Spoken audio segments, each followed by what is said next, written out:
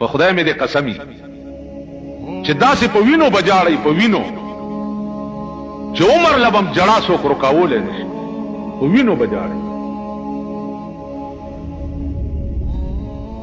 ابراهیم ابن ادهم رحمت الله علیه ډېر لوی بادشاہ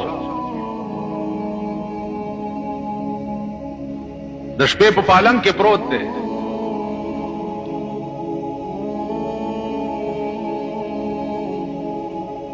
او پاس په کوټه یو سړی ګرځي لګیا دی.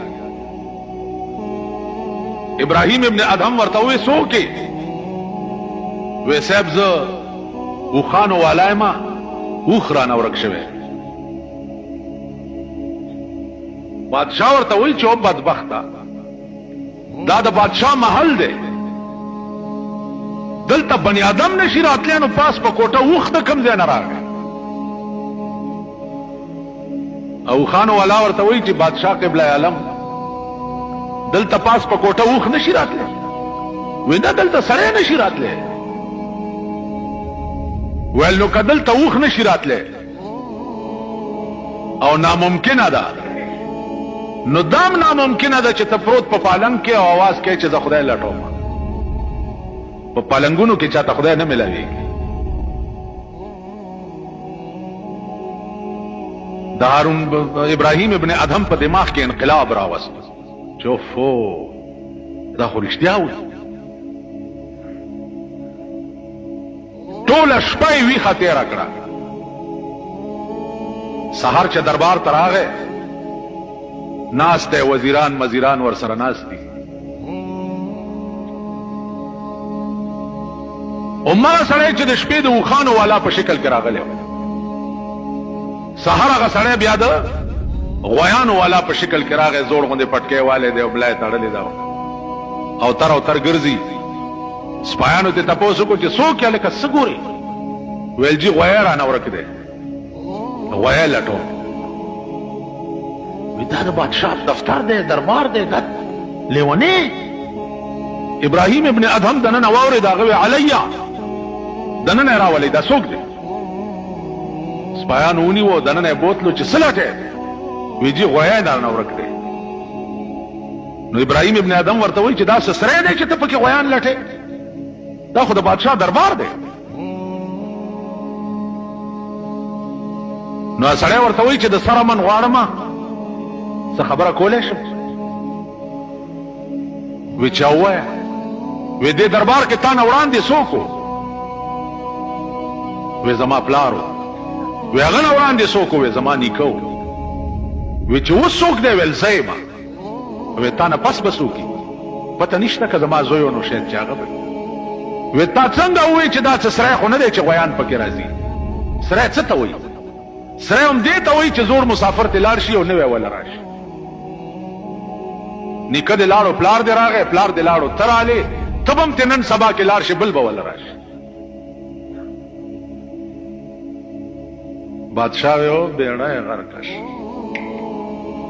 دربار یې په ځای پرېښو، لاړو کور ته. کور کې څه ګوري چې د ده په پالنګ کې د ده وینځه پرته ده، چې داسې کتلي دي چې د بادشاہ په پالنګ کې او د هغه خدمتګاره پرته ده. اوس د خان په کرسۍ غریب کې ناستی شي. بیا در باندې انشاءالله د خانانو نوابانو راج را روان دی. څه فیصله چې وکړه په دې الیکشن کې مزې به اوسه کوي. بیا به په وینو جاړئ، ټوپونه به وهئ، هله دا چلو شو، هله ټیپر ګران دی، هله غوښه ګرانه ده، هله الوګان ګران شو. زه به هم ډېر شکر دې قوم ته به چرې خدای ښه ورځ نه ښایي. د آسماني عذاب انتظار کوئ. څنګه فیصلې چې په ځمکې تکې د هغې مطابق فیصله به په اسمان کې ستا متعلق کېږي.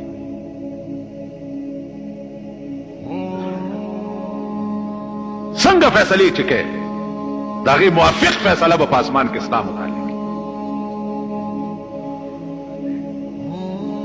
تماشې به وکئ د ځان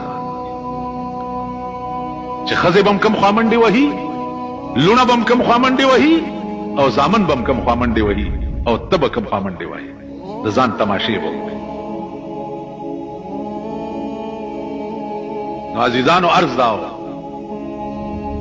چې ابراهیم ابن ادهم د بادشاہی نشه په دماغ کې وا چې وینځه څنګه د بادشاہ په پالن کې سملاستا نو لخته راواغستا او یو څو لخته واله چې ته زمانه او کرے او ته د بادشاہ په پالن کې کېناست او سملاسته ودی اوینځه چې را پاسې د نو ډېرې وجړل بیا ډېرو خندل د لاس نه ونیوه چې دا وخو دې جړل ځکه چې ما ووهلې نو دا ودې خندل ولې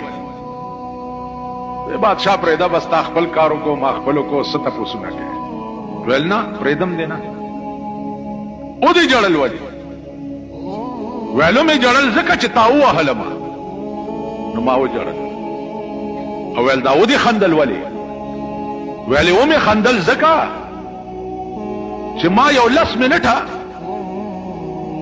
آرام شوقو په دې پالن کې امزه مې واغستا اړه مې خوشحال شو نو مې خندل ویل اوس د جړا راته سم حال وایا ویل د جړا سم حال دا دی چې خدایا ما یو 10 منټه په دې پالن کې خوب وکړو نو ما خو دومره لختې وخوړې یا الله چې څوک شپه ورځ پکې پراتی چې هغه به څومره لختې